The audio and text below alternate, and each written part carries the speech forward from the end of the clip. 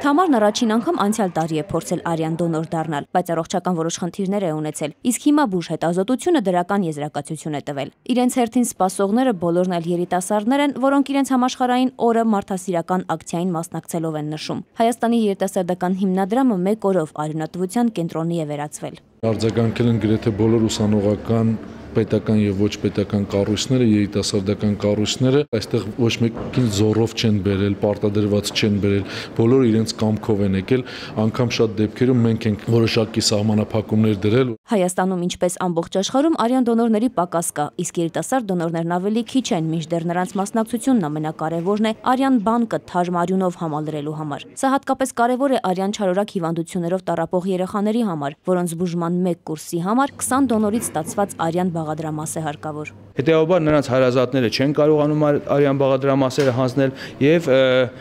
օգնության են գալիս հասարակության այն անդամները, այն ակտիվ մարդիկ, ում արյունը մենք փոխներարկում ենք այդ հիվանդներին։ Երբ առաջին անգամ իմացա ակցիայի մասին, մտածեցի, որ մարդիկ կան, ովքեր կարիք ունեն եւ սա հնարավորություն է, որպեսզի փորձեի ես էլ